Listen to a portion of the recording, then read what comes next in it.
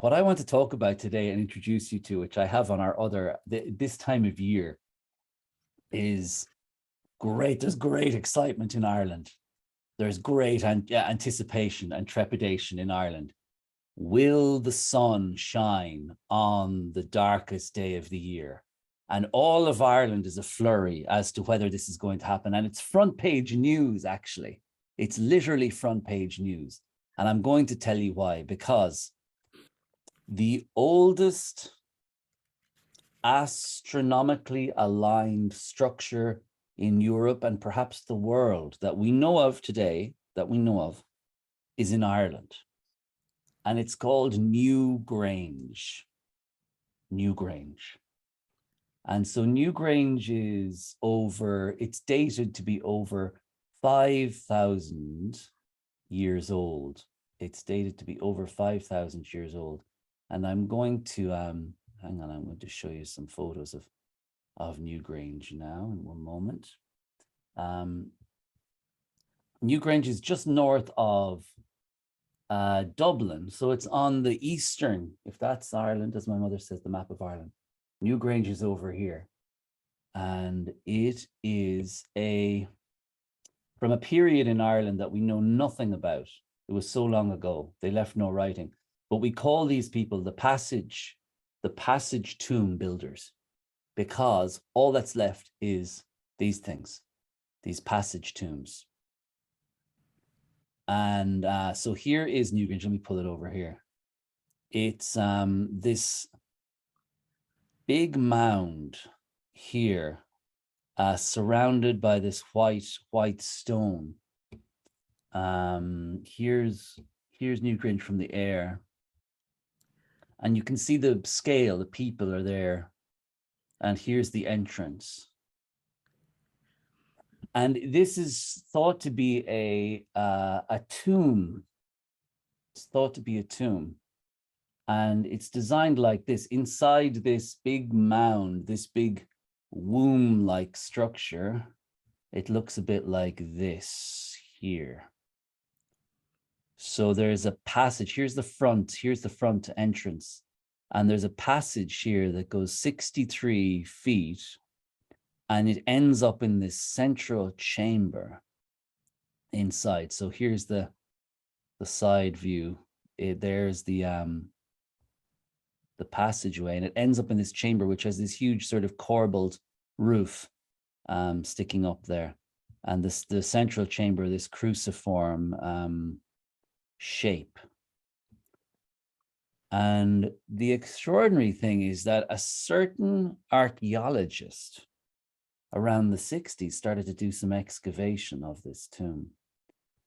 And he discovered an extraordinary thing. He discovered that, let me show you something here. Here's the very front of the passage tomb. There's this beautiful big stone in front of the entrance, filled with these triskel spirals, these triple spirals that run into each other. We'll talk about those in a minute. Here's the entrance to the tomb. But over the entrance, he noticed something very unusual. There was this box over the entrance of the tomb. And this gave a clue that there was something else going on. Why was there this small little box over the doorway of the tomb? And what was discovered was that on the darkest day of the year, on the 21st of December, the sun, if the sun rises in Ireland, it rises over the horizon, and the sun shines directly into this light box. And what happens is the sun slowly makes its way up through the passage, and all the way it creeps up along the floor here and goes all the way into the central chamber, which is here. And even after, 5,500 years, 5,500 years later, the sun still does. The structure has maintained its integrity so that for those 3 days when the sun stands still in the sky, when it doesn't get any lower and it doesn't get any higher, the solstice, the sun standing, the sun doesn't get any lower and it doesn't get any higher for those 3 days. And for those 3 days, the sun can enter into this chamber. So this was 1,000 years before the pyramids and 2,000 years before Stonehenge.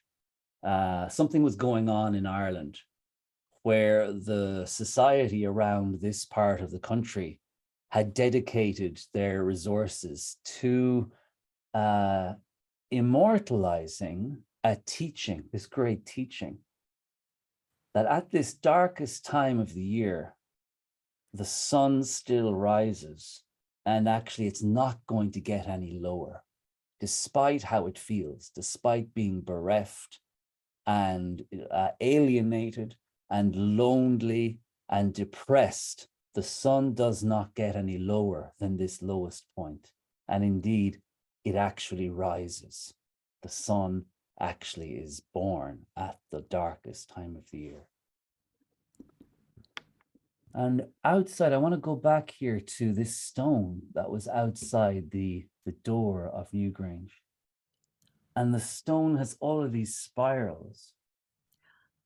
And I want to say, when you're looking at these photographs, what you're seeing is as valid and as expert and as scientific as any archaeologist or expert in this field, because there is nothing left except for these artifacts. There's nothing that survived except for these artifacts and your perception of these artifacts and what you believe these artifacts mean, you know? So it's really open to your interpretation as to what's going on here. And for me, these spirals indicate this teaching. And for me, these spirals show that life is actually cyclical rather than progressive or linear. And that things repeat and recur, not along the exact same line, but along similar lines, until eventually things change so dramatically that you're in a whole new rhythm. You change and spiral off, and now you're back to a new cyclical journey. And so each of these spiral lines, they follow each other until eventually they branch off into another spiral, and then eventually branch off into another spiral. So that what's happening is, in order to pass through this threshold, you must first accept the cyclical or the seasonal nature of what's happening, and know that all things are in flux and in change.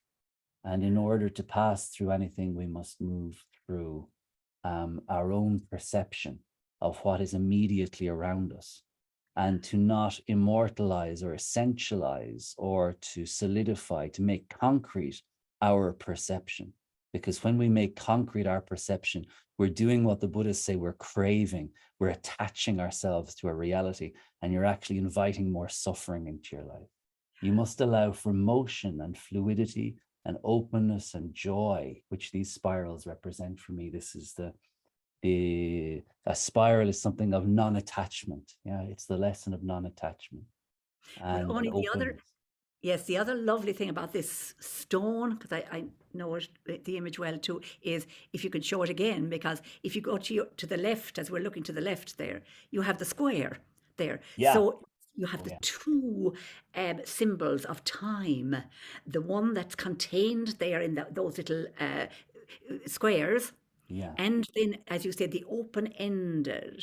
So I always see these tree skulls, these triple symbols, as Mhm. a symbol of kairos. You know, that special time. The Mhm. Greeks talk about kairos and chronos. Chronos being chronological, Monday, Tuesday, Wednesday. Where are we today? Sunday. Whereas kairos is ever-ending. It's eternal and constantly in flux. You can't define it really.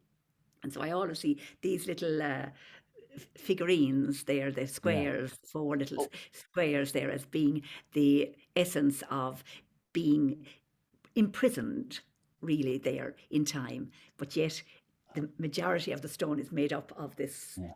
very womb-like waters too, and swirling and so on. Very, very beautiful images. Sorry. Yeah. I'll also put a link to Getty Images as a beautiful series of real high resolution photographs from Newgrange. And here's another stone that was set into the wall too. And you have those, the archaeologists refer to them as lozenges, Yeah. the square shapes, Yes. as Yeah. well as the spirals. You're right. So again, they were juxtaposing these two abstractions, our human abstractions of reality, and putting them side by side. Yeah. And the male and the female too. You Male could and the really female. regard them Yeah. too, you know, a yin and yang. Mm. And so we were all keenly aware of that balance too, which we've lost in our contemporary society, really. It's all, yeah. So Newgrange is an extraordinary thing, and but I want to sort of bring it back to ourselves and to talk about. I mean, Newgrange, it's UNESCO World Heritage Site. It's extraordinary. My goodness, the oldest thing in the world.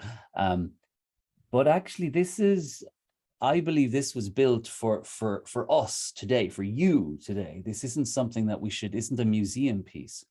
Here's a beautiful, for me, this is one of the big stories here. Hang on a moment. Let me pull up this photo.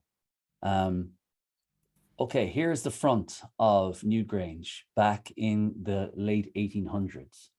It was a total ruin. It was overgrown, and nobody knew that this monument held this extraordinary secret at the time. It took until the 1960s for someone to retrace our steps and to go back and to look again at what had been passed on. So something had survived for 5,500 years, and yet the most important aspect of that structure had been lost. Yeah. But someone decided to go back and to re-examine it, to retrace our footsteps and to face backwards. And in doing that, uncovered this extraordinary miracle that has been at the center. It's sort of shaped Irish national identity even. I mean, anytime today people talk about Ireland, we always go back to Newgrange, and that symbol is sort of part of our whole national identity, our national heritage. And indeed now it's part of the world heritage. And so for me, it's about returning to what are the new, what's the new great, what's the light box within me that has become overgrown and blocked and forgotten about. Yeah. And that, what's the light box I'm seeking and looking for in the external world, in my future? But actually it's already within me. It's already within us, that our future light, and our future light in the darkest moment of our society, isn't something that's out there. It's not something that's going to come. Perhaps we have to retrace our footsteps and face backward and look at the old rubble and the overgrown, sort of forgotten districts of our own society. And perhaps it's there that the light will be uncovered, and that light box will be revealed.